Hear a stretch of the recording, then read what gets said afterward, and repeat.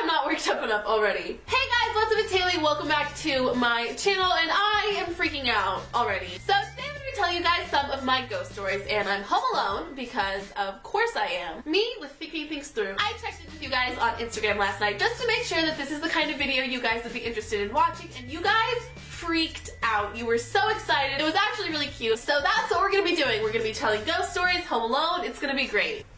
Side note, sorry if my voice sounds ridiculous. I think I'm coming down with something again, and I'm having trouble breathing out of my nose, which is a problem when I start to talk really fast, so bear with me because I'm bound to get decently worked up throughout the course of this video, which, by the way, is also most likely going to be really, really long, so sorry about that too. So as far as I remember, my paranormal experiences, if that's what you want to call it, started when we moved into a specific house. And I will forever believe that this house in and of itself was haunted. Most of my really creepy things took place in this specific house, the first of which is my main scary ghost story. So this house had a basement, and it was actually a really fun basement. I remember that my brother and I used to play down there a lot because we had swings made out of sheets in the basement. Don't ask, because I don't know how to explain that without it being weird, because it was very weird. Point being, I was never scared of the basement. It never made me feel weird, but there were these two closet storage rooms down there, and my stepdad actually took one of them and refurbished it and turned it into an office.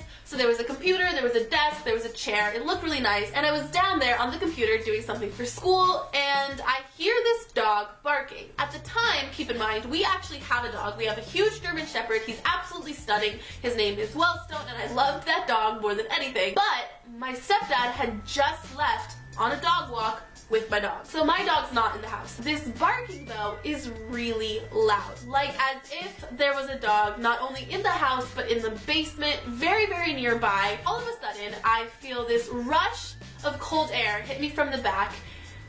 By the way, when you're in this office and you're sitting at the desk, which I was, the door is at your back, which is already really creepy to me. So this rush of cold air hits me from the back. I turn around and I see with my own eyes this massive dog, and it was not a nice dog. It was huge. It was that brown, black, marbled color that some dogs are. It had blood on its mouth, and the creepiest part was it had this chain leash around its neck going up into the air, and at the top of the leash was a hand. Just a hand cut off about maybe here, holding the leash, a black gloved hand. It was horrifying. I lost my mind. I screamed, I ran upstairs, found my mom, told her everything, so that happened. And then this next story is a lot harder to explain, so just give me a second to figure out how to word it. Basically, because I was weird, I like to dress up in my mom's clothes way after the age that it was a normal thing to do. Point being, I spent quite a deal of time in my mom's closet. This is the part I don't know how to explain. Through either a crack in the wall or a misstep in the construction of the house, I was somehow, through my mother's closet, able to get in between the walls, like in the space between two walls, and actually walk around. And I remember walking through these tunnels or passageways or whatever you want to call them, and coming across this little room, although it wasn't really a room. It was a space, a nook. We'll call it a nook. And it was so creepy. Oh my god. There were these toys, and they were weird, creepy, old toys, like wooden ones with the paint chipping off. That's not really that scary, but it was just something that made me, like, generally uncomfortable about the whole house. And as if this house wasn't creepy enough already, things started to happen with my brother. So if you've been watching my videos for a while now, I mentioned in one of my very, very first ones that my brother used to get night terrors. What I didn't explain is that my brother had never had any issues with these kinds of things before moving into that house, and the day we moved out of that house, they completely stopped. So it was literally just in this one house, and they were horrible. My little brother, my baby, mind you, my favorite thing in the entire world, started to have these episodes, and he was about 4 or 5 years old, I think, right? He's 6 years younger. Yeah, about 4 or 5 years old. He started to have these episodes in the middle of the night where he would just freak out to the point that everybody in the house, my mom, me, and my stepdad would all wake up and rush into his room. He would be laying there, seemingly completely asleep, and he would be sobbing, drenched in sweat, screaming at the top of his lungs. He would be flailing and kicking like he was running away from something, and then out of nowhere he'd just calm down and within 5 or 10 minutes wake up and look at us like we were freaks for just watching him sleep because he had no recollection of what happened. He didn't remember anything. He wasn't scared, which at least, I mean, that was good, but it was just the most bizarre thing ever. Like, the timing is just so shady. Like, he'd never had them before, never had them again. It was just very unsettling. It was so bizarre. I can't. Okay, the next 3 stories involve this ghost or spirit or energy or whatever the hell it was getting me in trouble 3 times. 3 separate occasions I remember getting in trouble for something that this ghost or spirit did. So first, when we were living in this house, we had a piano. I loved the instrument, but this particular one was creepy just all around. It looked weird. It was a very, very creepy piano. Anyway, my mom was a very talented pianist. Come on, Haley, you're 20. She was very good at playing piano. She's actually the reason why I started taking lessons, because I wanted to be just like her, because I'm adorable like that. Point being, my mom and I are the only 2 people in the house that can play the piano. And I had literally just started playing. So really, it was just my mom. So a lot of the time, I would ask my mom if she could play the piano while I was trying to fall asleep upstairs, because the sound would travel, you could hear it, and it was really, really nice, and I was also, again, very, very weird. And some nights she'd say yes and play, and other nights she'd be too busy or she'd be really tired, and she would very reasonably say, no, honey, I'm very, very sorry, but I can't do it tonight. Fine. Okay. One night, I asked my mom if she can play for me. She's either busy or tired, but for whatever reason, she says no, and I go upstairs, go to sleep. In the middle of the night, bear in mind, it's not unusual for my mom to be up really, really late. She would be up at 3 o'clock in the morning. It wasn't weird hearing sounds come from downstairs at this hour. I wake up to what I assumed to be my mother playing the piano for me. And I remember very, very clearly being weirdly emotional about the fact that my mom, even though she was tired and very stressed out, took the time to play the piano for me anyways. I, for some reason, chalked this up to be the most moving act of love. Fast forward to the morning, I wake up, run downstairs, find my mom, give her this huge hug, and say, thanks, Mom, that was really sweet of you to play the piano for me last night. I know you were tired. And she says, oh, okay. She looks at me and says, nice try, Haley. I know you got up in the middle of the night to play the piano. You sounded lovely, but please don't do it again. It's against the rules. Okay, 1. The song that was being played was beyond advanced, and I, at this point, had maybe 4 piano lessons, so A, there was no way that I was physically capable of playing the piano at that level. 2, I'm completely hysterical at this point, because not only am I not convinced that there was a ghost or a random person in my house last night playing the piano, but my mom didn't actually do this amazing thing that I thought she did. It was a very emotional morning. Liam heard the piano that night too, because we walked to school in the morning together, and I remember talking to him about it. He's like, oh yeah, I heard that too.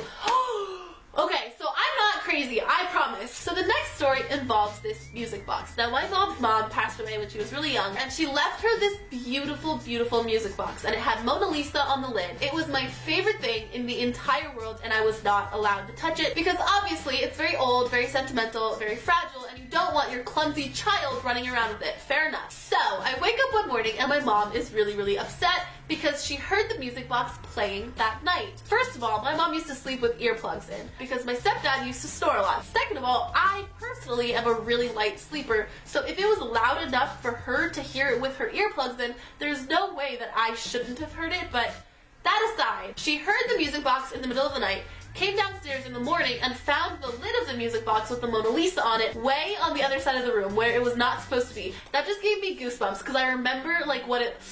But for the record, first of all, I didn't do it. Second of all, even if I had wanted to, I couldn't reach it. I don't know how she thought I reached this music box, because this music box was always kept on top of the piano, and the piano was really, really tall, and I couldn't have reached it even if I wanted to. I didn't do it, and really creepy. Really, really creepy. So my last story is extra creepy to me because it involves something or someone being in my room without my knowledge, and it's just... Okay, so when we lived in this house, I was going through my teacher stage, meaning I liked to play school. So I would bring all of my stuffed animals, and I had like 50, down from my room into the the living room, lay them out all over the living room, set them up in little tables and little groups, and I would make my poor brother sit there and play school with me for maybe hours on end. Long story short, after hours of playing school in the living room, my stuffed animals would be everywhere, and my mom obviously would be on me about taking them up to my room before I went to bed. Now, okay, this particular night, my mom goes to bed early. I said she stays up really late, and usually she does, but sometimes she'll stay up in her room, and I think that's what she was doing. She was on her laptop or reading a book in her room. She was upstairs before I was. But I promise you, I took all of my stuffed animals upstairs, and I will tell you how I know this for a fact. First of all, I had to make 2 trips because I would put them all in a laundry basket and carry them upstairs, and because I was a freak child, I had 2 loads of a laundry basket worth of stuffed animals. So I went upstairs, came down, went upstairs again, dumped all of my stuffed animals on the bed, got in bed, ready to go to sleep, and I realized that I left my favorite teddy bear. Her name was Effie, who I picked up on the side of the road, but that's a different story. So I have to get out of bed, go downstairs, get my teddy bear, come upstairs, meaning not only did I make 3 trips to get every single one of my stuffed animals upstairs, but I also went downstairs, saw the clean living room, came back upstairs, got in bed, went to sleep. Wake up in the morning to my mom being very, very upset because down in the living room, and in the living room, lined up on the couch, which is, first of all, that's not how I play school. This is important. My stuffed animals would be all over the living room. There was a math classroom in one corner, there was an English classroom in another corner, and my brother would have to follow me around the living room while I taught different classes because he was the voices of all the students. So the fact that all of these stuffed animals were A, back down in the living room, and B, lined up in a creepily, that's not how I did it. But what freaked me out more than absolutely anything was that my favorite teddy bear, Effie, the teddy bear that I held on to tighter than anything in the world when I was sleeping, because our house was freaking haunted, I hated to fall asleep, my brother was having night terrors, the piano was playing, I held on to that bear for dear life when I went to bed. It freaked me out more than anything that something or someone was able to either pull the bear out of my grasp without me waking up or touch me in order to get the bear. For some reason, the fact that this spirit or ghost or whatever took my teddy bear out of my arms freaked me out more than anything else that I had seen. So yeah, that was an eventful period of our childhood. If you would like to see a part 2, please make sure to give this video a thumbs up and let me know down below in the comments. Alright, that is it for this video. I hope you guys really, really, really enjoyed it. Please make sure to like, comment, and subscribe, and be following me on all of my social media. I love you guys very, very much, and I will see you tomorrow. Bye!